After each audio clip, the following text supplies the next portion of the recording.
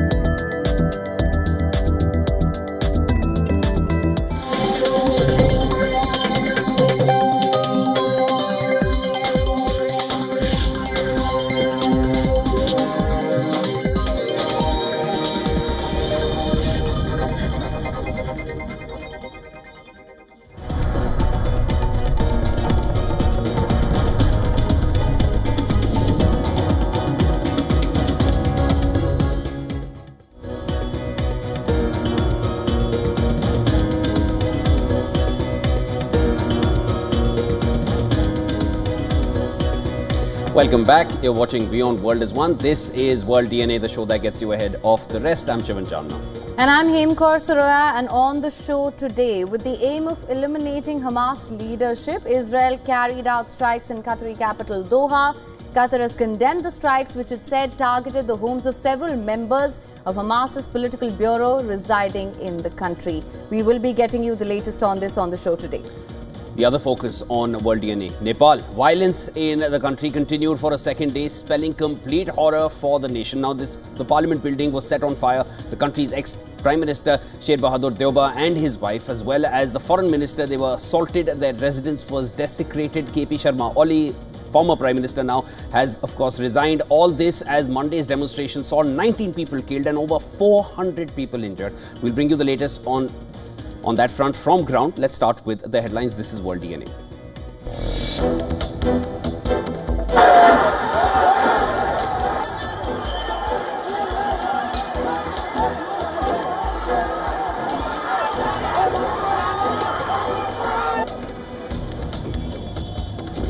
UN Secretary General says he's closely following the situation in Nepal, urges restraint to avoid further escalation of violence and dialogue towards a constructive path forward.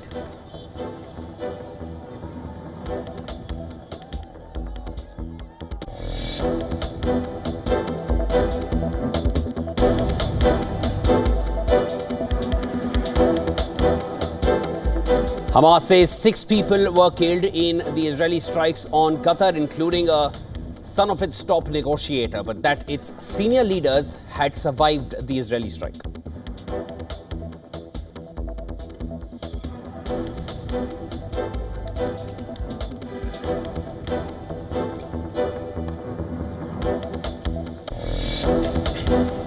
I don't have to do that.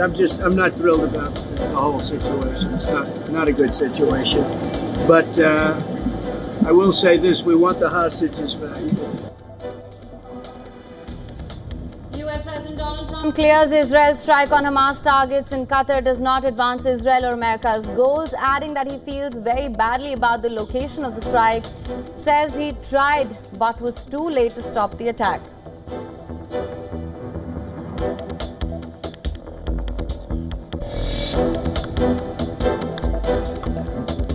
US President Donald Trump tells reporters that a call with his Russian counterpart Vladimir Putin will take place this week or early next week as Russia continues its offensive in Ukraine. 24 people killed in Russian strikes in the latest in the frontline town of eastern Ukraine.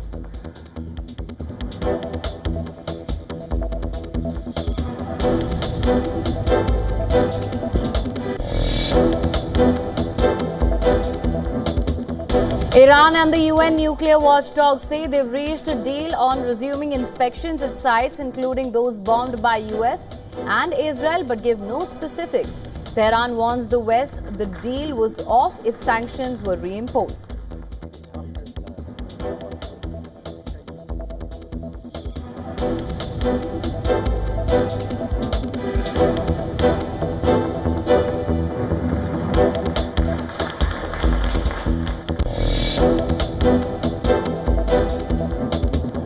Polish and allied aircraft activated to safeguard Poland's airspace as Russia launches an air attack on Ukraine's western regions that border the NATO member Poland.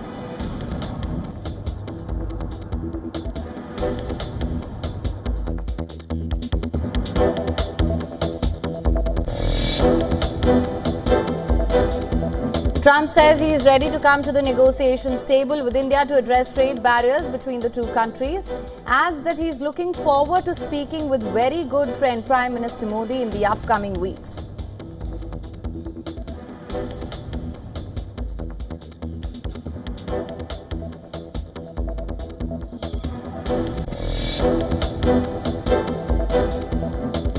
Pressure mounts on Brazilian ex-president Jair Bolsonaro as 2 out of 5 justices of the Supreme Court in Brazil, tasked with deciding his fate, find him guilty of plotting a coup.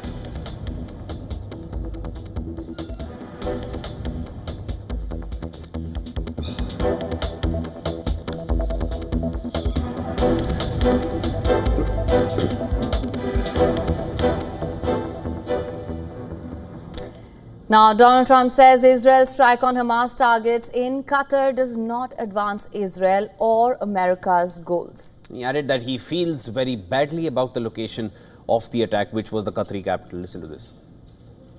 I don't have to do that. I'm not thrilled about the whole situation. It's not a good situation. But I will say this: we want the hostages back, but we are not thrilled about the way that went down today. I'm never surprised by anything, especially when it comes to the Middle East. I'll be giving a full statement tomorrow, but I would tell you this: I was very unhappy about it.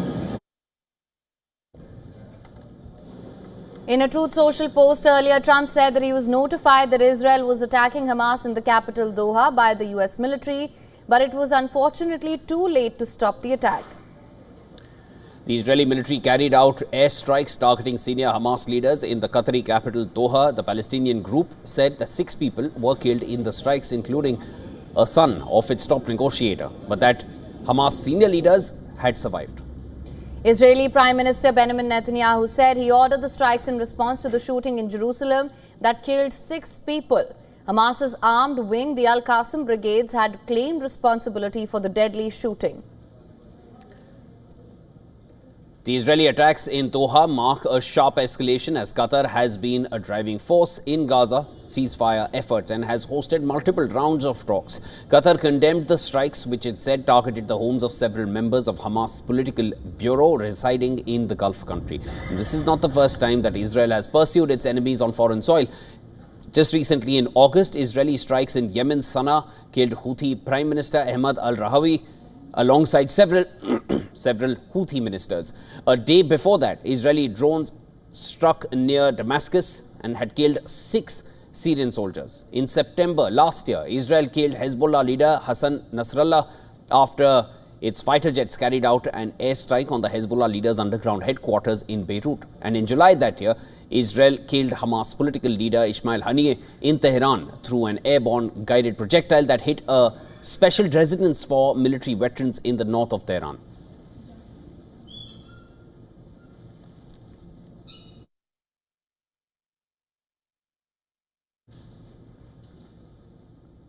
All right, joining us live on the broadcast is Colonel David B. DeRoche, a professor near East South Asia Center for Strategic Studies, National Defense University, and former Deputy Director for Peacekeeping in the Office of the Secretary of Defense.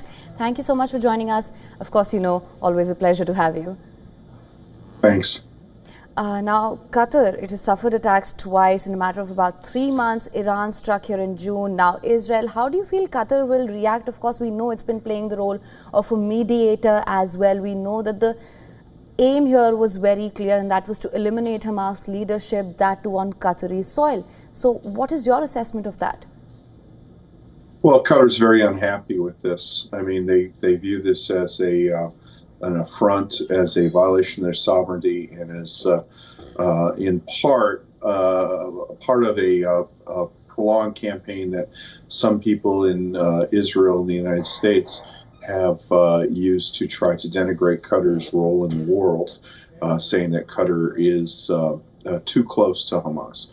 So they view this as a culmination of that. They think that it undercuts their roles as mediators, which the Qataris have been playing for years, and discounts the work that Qatar has done, sometimes at Israel's behest, to try to stabilize Gaza or to try to mediate the situation here.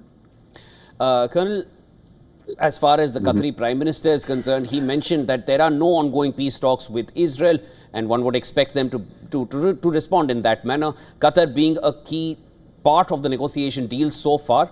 What are we looking at now in terms of Qatar's role as a mediator? And if Qatar is also backing out, are we looking at a forever war here? Well, one of the interesting things about this is there's no shortage of possible mediators. So, Oman historically has mediated between the United States and Iran. They might be willing to step into the breach. And the countries that are part of the Abraham Accords who have recognized Israel can perhaps move up and play a role as well, most notably the United Arab Emirates, which there's a little bit of a competition between Qatar and the UAE for regional influence on the Gulf. So I don't think that negotiations are necessarily dead, but I do think that the Qataris are very, very unhappy at what they see as, again, an attack at their self-styled role in the world. And, the Qatari role in negotiations goes back decades. Things like unglamorous things like border disputes between Ethiopia and Eritrea, or helping facilitate the independence of South Sudan. So this is kind of a point of pride for the Qataris, and it's been damaged, and I think that they are unhappy. Right, of course, we heard Donald Trump say that he was not happy about it. He was not happy about the location where it happened, also saying that perhaps the United States was too late to stop this attack. That being said, do you think this perhaps would serve as a wake-up call for the United States to rein in Israel, condemn Israel now, and ask it to perhaps choose a different course of action? I don't think that there's any difference between the Trump administration's goals and Netanyahu's goals. They both want to see the hostages freed. They want to see Hamas destroyed. They want to see Hamas not having the ability to attack Israel in the future. The difference is one of tactics. And I think that the Trump administration, when it speaks frankly to the Israelis, will say, look, this is a very important country for us. They do a lot for us. They're actively partners in many, many foreign policy concerns we do. And to just sort of gratuitously, violate their sovereignty and mount an attack like this in their capital city is not good for us. But more to the point, it's not good for you either. So I think there's going to be a private but not necessarily supportive dialogue, probably a one-way dialogue from the United States to Israel. Understood. Colonel David, thanks so much for joining us here on World DNA. Always a pleasure speaking with you, getting your insights on thoughts. But going forward, one can hope there are more negotiators and there can be a negotiation at the earliest. Thanks so much for joining us. Thank you. Have a good evening. Now, at least 19 people are dead and dozens are injured after a violent protest in Nepal. What began as outrage over government-imposed social media ban has erupted into a massive anti-corruption movement, prompting the resignation of Prime Minister KP Sharma Oli. Now, Kathmandu's main international airport has been shut down. Fires and clashes around its perimeter endangered flights, while a department store was set on fire at the Bhatpateni. According to local media, 3 police officers stationed at Koteshwar were brutally killed by protesters after they had already surrendered. The political crisis has prompted the Nepali army to step in to maintain order and safeguard the nation. The protests are led largely by the country's youth against corruption, nepotism and economic stagnation. Army Chief General Ashok Raj Segdel is appealing for peace and dialogue, urging groups involved in the protest to call it off and engage in a conversation.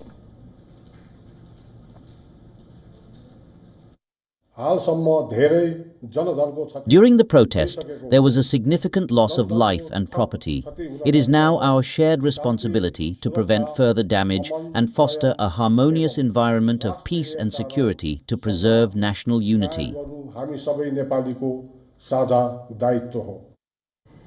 And UN Human Rights Chief said that he is appalled by the escalating violence on ground, urging authorities to protect the right to peaceful protest and calling for investigation into the deadly crackdown.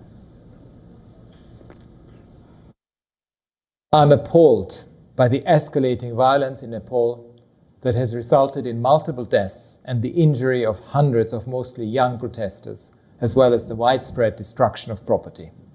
I plead with security forces to exercise utmost restraint and to avoid further such bloodshed and harm. UN Secretary General Antonio Guterres echoed the call, urging Nepalese authorities to show restraint and seek a constructive path forward.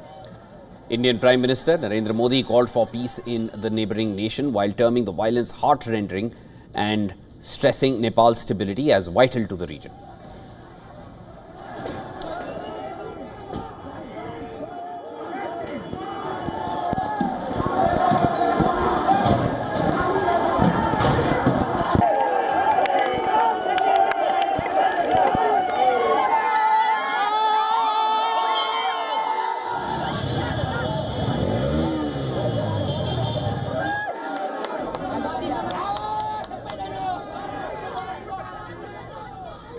For more on this, we're now being joined by our correspondent Saloni Murarka from Kathmandu on the phone line. Saloni, thank you so much for joining us. We did have conversations about this yesterday as well, just as and when things were unfolding. What can you tell us about the situation on ground today? Where do things stand right now? Well, Nepal army has come down on the grounds. They have tightened the security checks at the main intersections of Kathmandu. The curfew remains in effect until further notice. And over the night, Nepal army has also arrested over 20 individuals for looting and vandalizing properties overnight. And the army has emphasized that it initiated this action after certain groups hijacked the peaceful protest movement and began carrying out unlawful acts. And at the same time, it has urged the public to remain vigilant and actively support efforts to maintain law and order. And meanwhile, the Kathmandu International Airport has also announced that the flights have been suspended till noon due to the escalating security concerns. And many countries we know, like India and Israel, have also issued travel advisory for the people and urged avoiding travel to Nepal. Many of the experts as well I was speaking to have also raised concerns about the tourist season that is just approaching, and they're concerned that it could be disrupted and have also appealed for an immediate resolution. But what really stands here is that the country is at a standstill at the moment. It is staring at an uncertain future. And after the army deployed on the ground, the situation has calmed down since yesterday. And however, we do not have much of the protesters. Yes, we do not have the protesters on the ground at the moment. The arrest has been ongoing, and little law and order is being maintained. And many of the political leaders have come out, appealed to the protesters to continue the dialogues. And the army chief, the president, will continue the dialogues with the Gen Z's representative today as well. All right, Saloni, thanks so much for getting us the latest on that. You've pretty much covered it all. There will be more to discuss going forward. That was Saloni Murarka bringing us the latest from Kathmandu.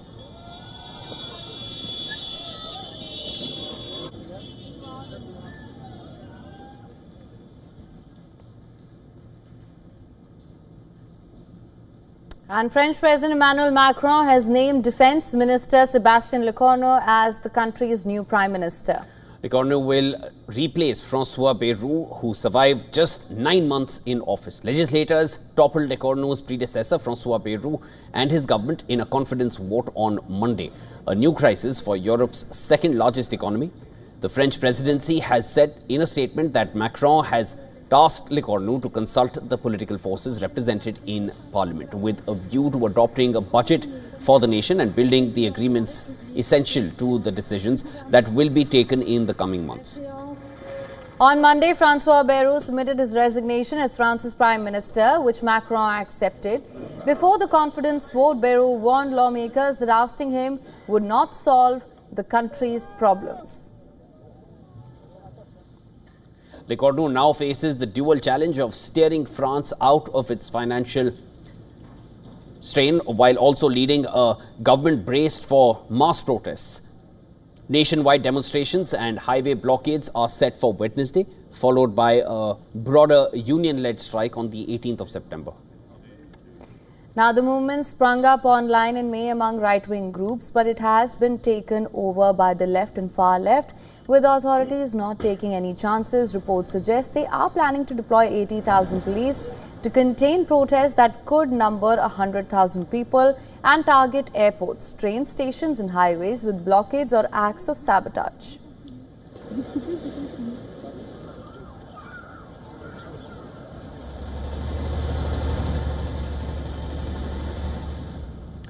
And Turkey's main opposition party, CHP, is gasping for survival. The party's top leadership is in jail. The courts are now undertaking the task to appoint leaders on key party positions. CHP claims Erdogan is controlling the judiciary. The president says no one is above the law.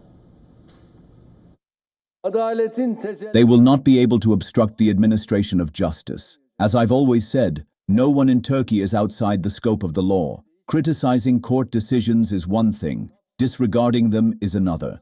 If you believe a decision is wrong, the legal avenues for appeal are wide open. CHP is in the midst of crisis. Last week, a Turkish court dismissed party's Istanbul leadership, citing irregularities in its 2023 Congress. According to the ruling, the court cancelled the outcome of the provincial Congress, throwing out CHP's Istanbul provincial leader, Özgür Çelik, party leadership and delegates. Several people were detained in a street showdown between police and party members outside the Istanbul office. Police used tear gas and pepper spray to disperse the crowd. The court-appointed replacement entered the building accompanied by police on the 8th of September. The CHP marks its 102nd founding anniversary day today. Party chief Özgür Özel participated in a wreath-laying ceremony at the Republic Monument in Taksim Square. Özel was flanked by the party's Istanbul provincial chairman Özgür Çelik, who was suspended from his post by court order.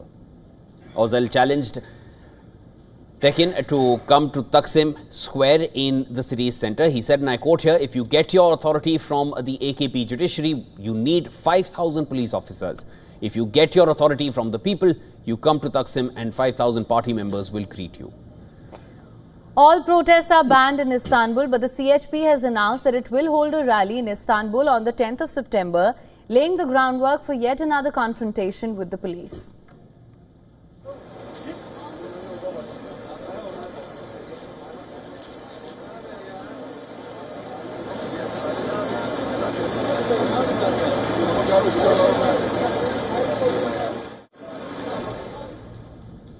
Now, the second Supreme Court judge in the trial of former Brazilian President Jair Bolsonaro has voted to convict him. And this is with 3 others yet to give their verdicts. Jair Bolsonaro, who is accused of criminal conspiracy to overturn the 2022 elections in Brazil, would be facing over 40 years of prison term if he is convicted. Now, Brazil's Supreme Court Justice Flávio Dino observed that crimes against the democratic rule of law are political crimes and are not subject to amnesty. Crimes against the democratic rule of law are political crimes and are not subject to amnesty, since the democratic rule of law is an unalterable clause that not even the National Congress can abolish by amendment. Now, Supreme Court Justice Alexander de Moraes, who was the first to cast votes, said that Brazil nearly returned to dictatorship after 40 years of democracy. He also added that evidence showed the accused in the case were part of a criminal organization led by Bolsonaro. However, the lawyer of former president stated that he disagreed with the two Brazilian Supreme Court justices who voted. Today, we heard two votes, and as you know, we do not agree with these votes.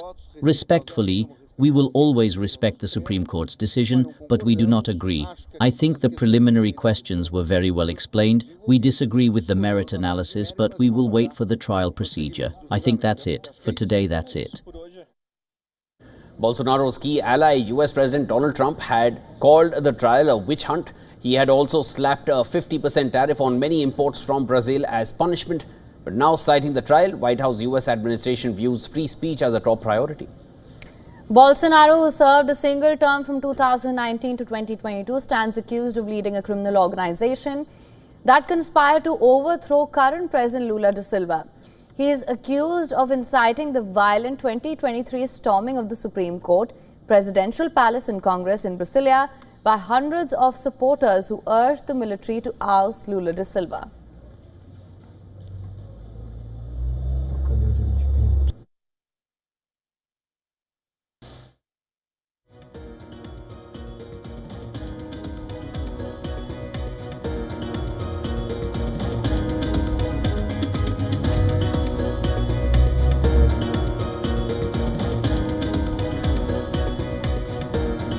And with that, it's time now for a short break, but don't go anywhere. Lots lined up for you on the other side as well. Nepal's Army Chief General Ashok Rajigdal has called for calm amidst the ongoing Gen Z-led protests. He has urged protesters to pursue a peaceful resolution through dialogue, emphasizing the importance of national unity and harmony. Stay tuned for all the details on the other side.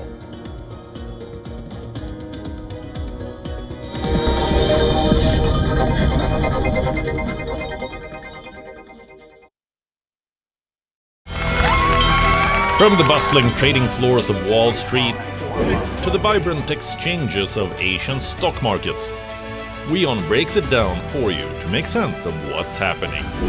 As we reveal the key factors behind events, strategic battles, and the game-changing business decisions that shape the world. We bring you all of this and more on World Business Watch.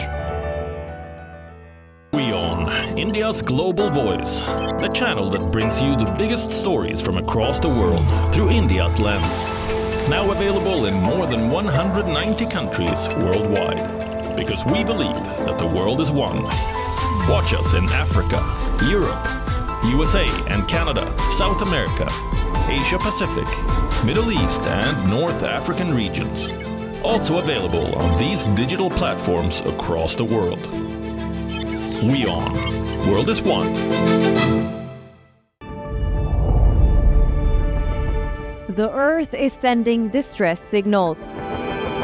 Wildfires, droughts, and melting glaciers. Can we reverse the damage? Explore the harrowing effects of climate change. It's a wake-up call. Global emergency. Climate Tracker on WION World is One. From the bustling trading floors of Wall Street to the vibrant exchanges of Asian stock markets, WION breaks it down for you to make sense of what's happening. As we reveal the key factors behind events, strategic battles, and the game-changing business decisions that shape the world. We bring you all of this and more on World Business Watch.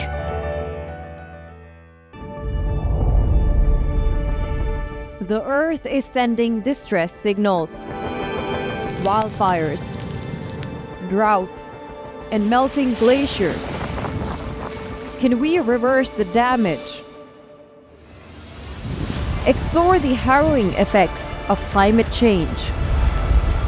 It's a wake-up call. Global emergency. Climate Tracker on WION World is One.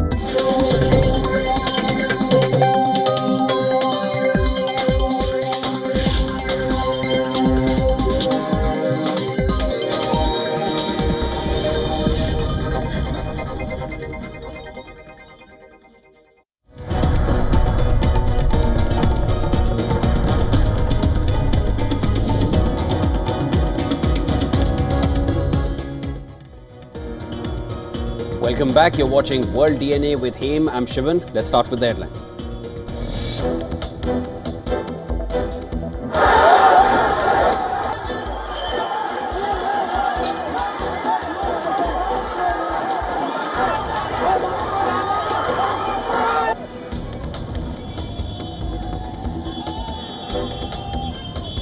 UN Secretary General says he's closely following the situation in Nepal, urges restraint to avoid further escalation of violence and dialogue towards forging a constructive path forward.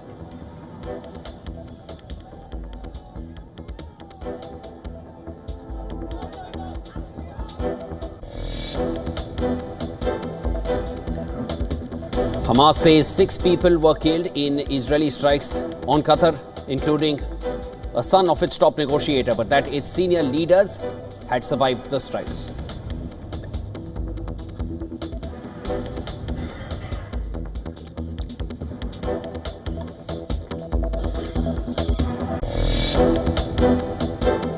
I don't have to do that. I'm not thrilled about the whole situation. It's not a good situation. But I will say this, we want the hostages back. US President Donald Trump clears Israel's strike on Hamas targets in Qatar does not advance Israel or America's goals, adding that he feels very badly about the location of the strike, says he tried but he was too late to stop the attack.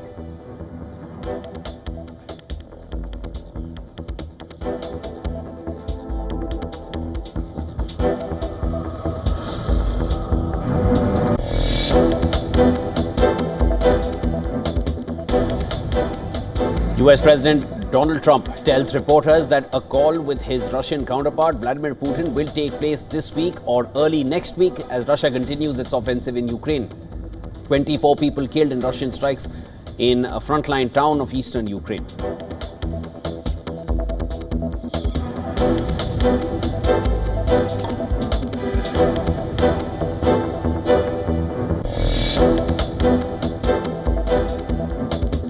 Iran and the UN nuclear watchdogs say they've reached a deal on resuming inspections at sites, including those bombed by the US and Israel, but give no specifics. Tehran warns the West that the deal was off if sanctions are reimposed.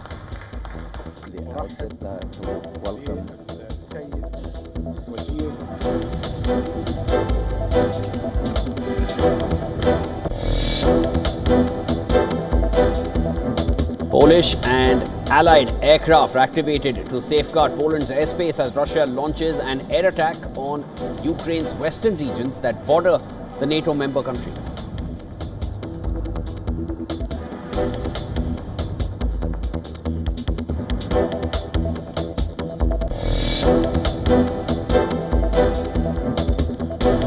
Trump says he is ready to come to the negotiation table with India to address trade barriers between the two countries, as that he is looking forward to speaking with very good friend Prime Minister Narendra Modi in the upcoming weeks.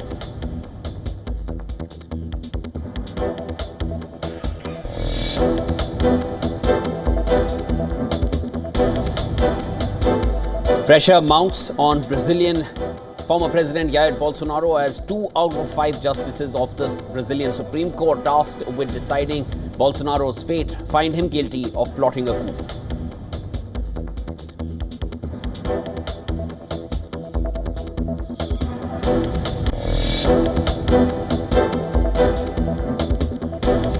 LeBron James misattributed as author of an op-ed published in Chinese media. The NBA star, who is on a tour of China, reportedly only spoke to the local media but never submitted an article.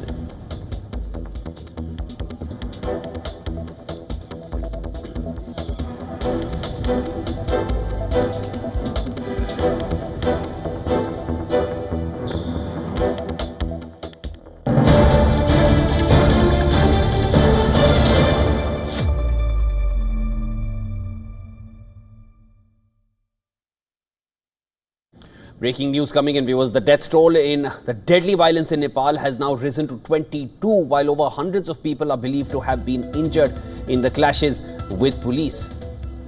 They used tear gas, water cannons, live bullets as protesters scaled the walls of Parliament and other official buildings. This is the latest that we're getting from Nepal.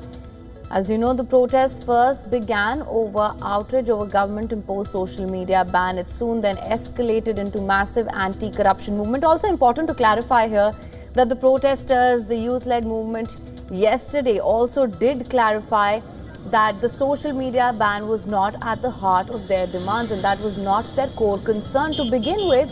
The ban was then imposed, then it was lifted early yesterday, post which we did see the violence and the protests continue. So that is something that needs to be clarified as well.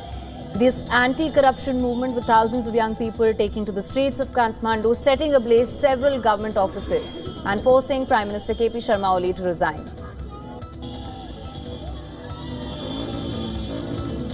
And to get us more on this, we're now being joined by Saloni Murarka, who's joining us from Kathmandu over the phone. Saloni, we spoke with you just recently now, and again, the death toll has gone up to 22. Are we expecting this figure to be updated even further? And anything else that you can share with us as of what Nepal looks like right now? Yes, regarding the death toll, we can expect more numbers coming as very few authorities are able to give us the exact death toll. But at the moment, I just spoke to the Nepal army officials and they said that they're preparing to impose prohibitory orders in various parts of the country. And they said that the focus right now is on restoring normalcy and efforts are underway to prevent incidents like looting and arson. And the Nepal army has tightened the security checks, especially in the capital, Kathmandu. The curfew remains in effect until further orders. However, Nepal army will be placing some additional prohibitory orders in place. And overnight, they have arrested nearly 26 individuals for looting and vandalizing properties. And they have initiated this action for the groups that hijacked the protest that they believe. And on the other aspect, the Kathmandu airport, the international airport, has announced that all the flights have been suspended till noon due to the escalating security concerns. And we know that many countries like India and also Israel have issued travel advisory for the people, urging people to avoid traveling to Nepal. And Saloni, so they said that... as far as the city is concerned, as far as Kathmandu is concerned or other parts of Nepal, what does it look like? Are shops open right now? Is it a complete shutdown? Schools, colleges, offices, public transport? If you can give us a sense of how things look like on ground. No, the entire country is on a standstill at the moment. All the shops are closed. The Nepal police... All right, I think we lost Saloni. Nepal school colleges are shut. Go ahead, Saloni. Yes, all the school and colleges have been shut down until further notice, and people have been advised to stay indoors and not step out. All the shops, even the small grocery shops nearby IC are all shut with the shutters down. So we'll have to see on what further course the Nepal army plans. And just at the moment, the president and the Nepal army will continue the talks with the Gen Z's representative. So we'll see how that also pans out. All right. Well, Saloni, thank you so much for bringing us the latest on this. Of course, things still remain volatile to say the least. We'll continue to track all the developments coming in from Nepal with you there. Thank you so much.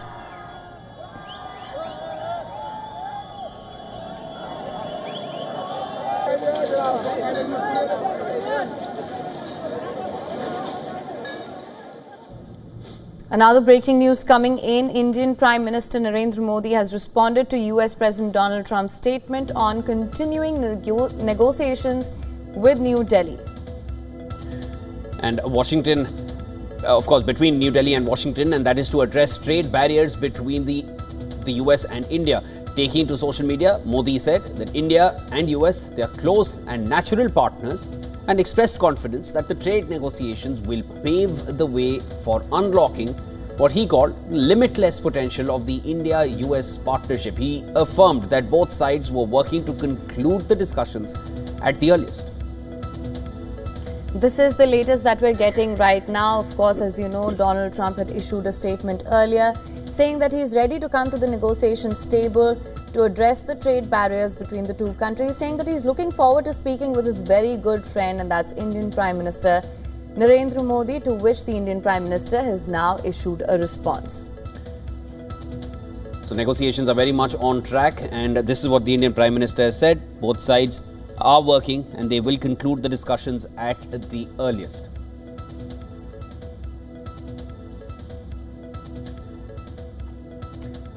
Right, so the Indian Prime Minister has responded to President Donald Trump's statement on continuing negotiations between New Delhi and Washington to address the trade barriers between the two countries. As you know, Donald Trump had imposed a cumulative 50% tariff on Indian goods, and this was apparently to punish India over its purchase of Russian oil, something that really plunged the ties between the two nations to perhaps the lowest point in decades.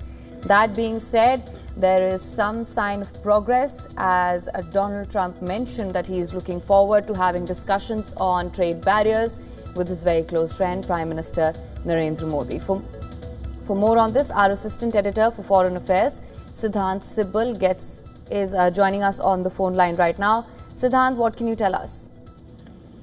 Well, I would say significant remarks, both by Donald Trump and by the Indian Prime Minister. Donald Trump, of course, announcing the restart of trade talks in many ways, something that was stalled for the past few months.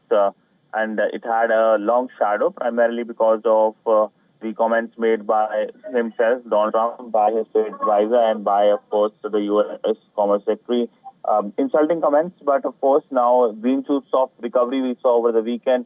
The Indian Prime Minister reciprocating the comments by the U.S. President Donald Trump. Now, of course, the Indian Prime Minister is saying that when it comes to the comments made by the U.S. President, saying that trade negotiations will pave way to unlock the limitless potential in the India-U.S. relationship.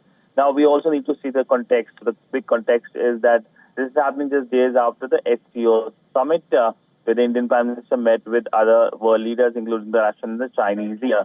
Now, the U.S. President was obviously not very happy about it. He made comments about it, saying that we have lost India. But a restart in many ways, I would say, a minor reset in many ways, even though at the official level, we saw the conversation was underway, the exercises were happening in Alaska. But there is also a big question regarding it. The stance taken by the U.S. President, the blow for the U.S. President, the U.S. side, is something that obviously brings up about globally a concern over where the U.S. policies are. Can we trust U.S. is the big question for many global capitals today. Thanks, Siddhant, for getting us the latest. And of course, a lot of statements which came in from the US President, calling India a dead economy, going on to say we've lost India, and now finally saying negotiations are on track. And the Indian Prime Minister has responded when the time was right. That was Siddhant Sibal getting us the latest.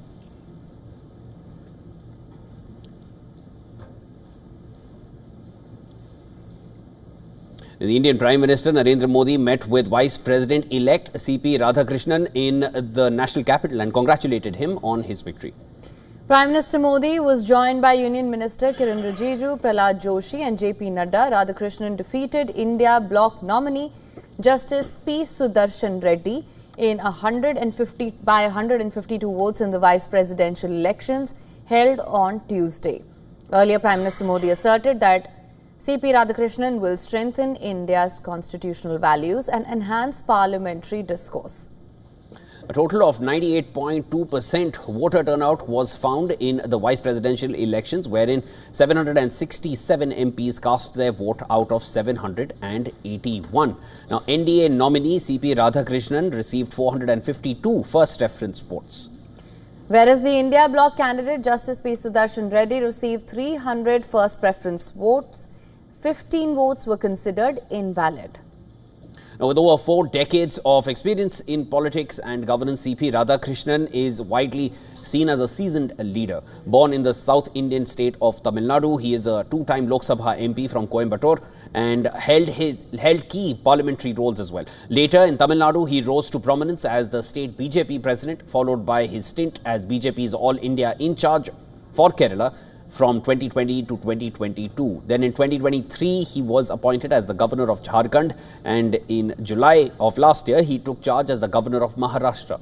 Now he is set to take oath for India's second highest constitutional position, Vice President.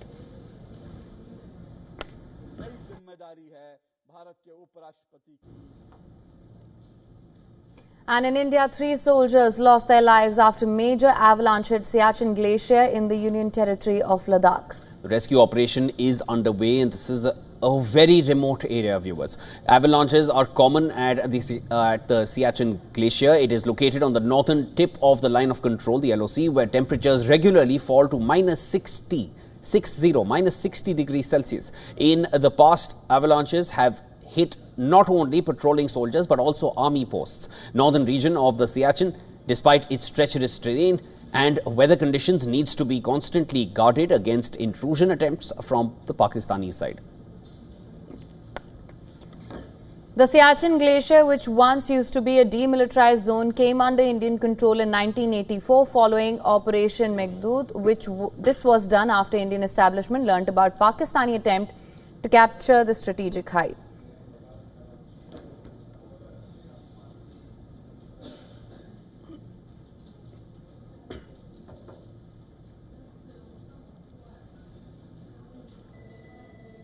Iran and the International Atomic Energy Agency IAEA are poised to revive their cooperation through an agreement facilitated by Egypt. Iran has just signed a new cooperation agreement with the UN's nuclear watchdog, the IAEA, and the agreement was inked in Cairo by Iranian Foreign Minister Abbas Araghchi and IAEA Chief Rafael Grossi.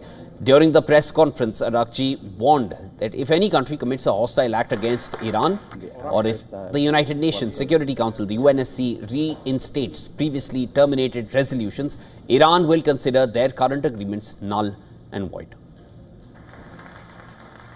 Cooperation is not a one-way street. In return for Iran's commitments, the agency also has specific responsibilities, and we expect it to fully adhere to them and maintain its impartiality, independence, and professionalism. I shall stress that in case of any hostile act against my country, and in the event of reimposition of terminated United Nations Security Council resolutions, Iran will regard these practical steps as terminated. Now, Chief of the International Atomic Energy Agency, Rafael Grossi, welcomed the agreement and called it an important step in the right direction. The meeting comes at a time when France, Germany and UK on August 28th began the process of reimposing sanctions on Iran over what they have deemed non-compliance with a 2015 agreement aimed at preventing Iran from developing nuclear weapons. Iran's cooperation was suspended in June following Israeli and US attacks on Iranian nuclear facilities. Iran had demanded guarantees for the security of its sites and personnel before resuming cooperation.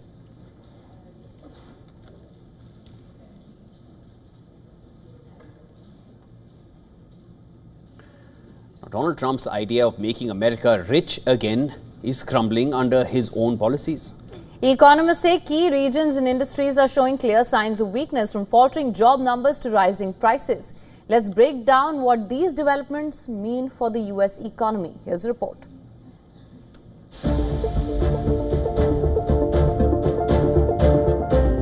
US President Donald Trump is under mounting pressure as recession warnings pile up.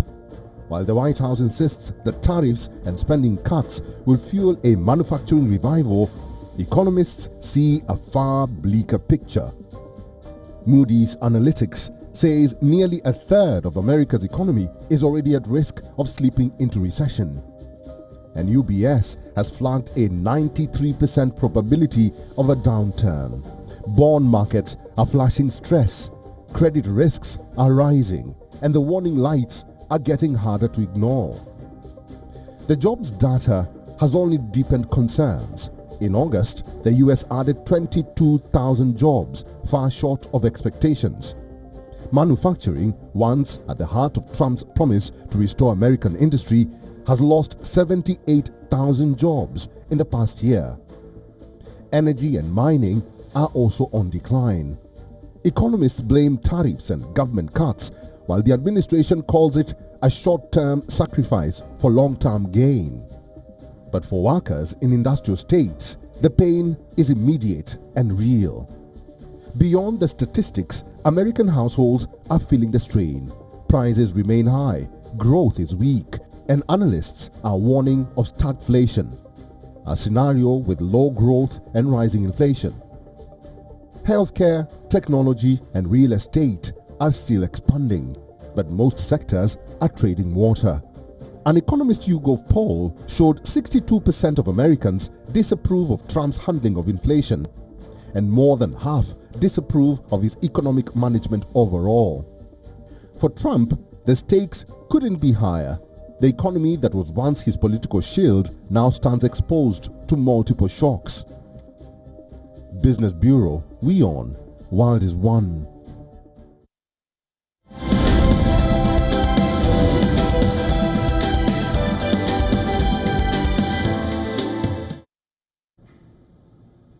Now, at a time when the personality rights of celebrities are at risk of being misused by artificial intelligence, more and more celebrities are taking the legal route. An Indian actor, Aishwarya Rai Bachchan, is the latest celebrity to move towards the court. Aishwarya Rai Bachchan has approached Delhi High Court seeking protection of her personality rights. In the petition, the actor has taken a firm stand against the misuse of her identity, image, name and other distinguishing characters. She has accused websites of using her name and image without authorization and her consent.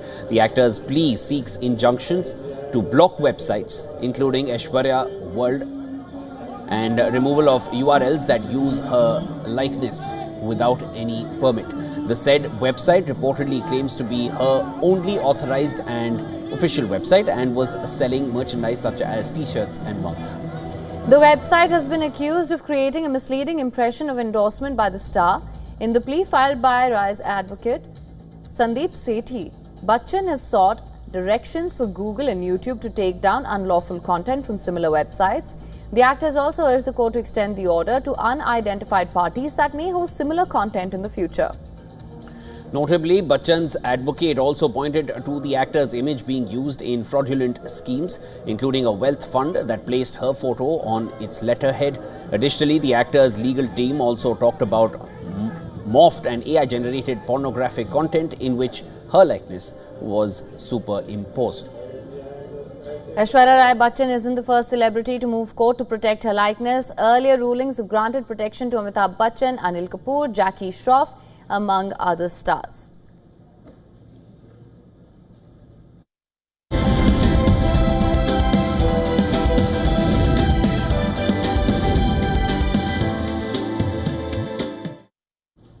And India kick off their Asia Cup campaign today with a clash against host UAE in Dubai. The men in blue are overwhelming favourites for the title and have an eye on the T20 World Cup in February next year. Now, India haven't played the shortest format in more than 6 months, but the T20 World Champions still have the best squad out of all 8 teams in the tournament. The big question mark over team selection is if opener Sanju Samson will find a place in the playing 11. However, Shubman Gill, who has been named vice-captain, is likely to open the batting with world number 1 T20I batter Abhishek Sharma. India will also return to the stadium where they won the ODI Champions Trophy in March this year. As for the UAE, the team is coached by Lalchand Rajput, who was part of the support staff for India when they won the inaugural T20 World Cup in 2007. They've played, a nice brand of cricket of late, and we're excited for the challenge. We look forward to it, and definitely won't be taking them lightly. We respect all the opposition that we play against, and that's going to be the same matter against them as well. We prepare as best as we can. We know what brand of cricket we want to play. We know what style of cricket we want to play, and it's important that we focus on that and not worry too much on the opposition. This will also act as a warm-up match for the men in blue ahead of the big clash against Pakistan on Sunday. There have been several calls in India for a complete boycott of cricketing ties with Pakistan, including in multi-team tournaments. That is, in the aftermath of the Pahalgam terror attack, which took the lives of 26 civilians on the 22nd of April 2025. The attack was carried out by Pakistan-based terror outfit, the Resistance Front or the TRF, but the Indian government has reiterated its stance of not playing Pakistan in any bilateral events. However, the government says that it will not stop the two sides from facing off in multi-team tournaments, which is in line with the Olympic Charter.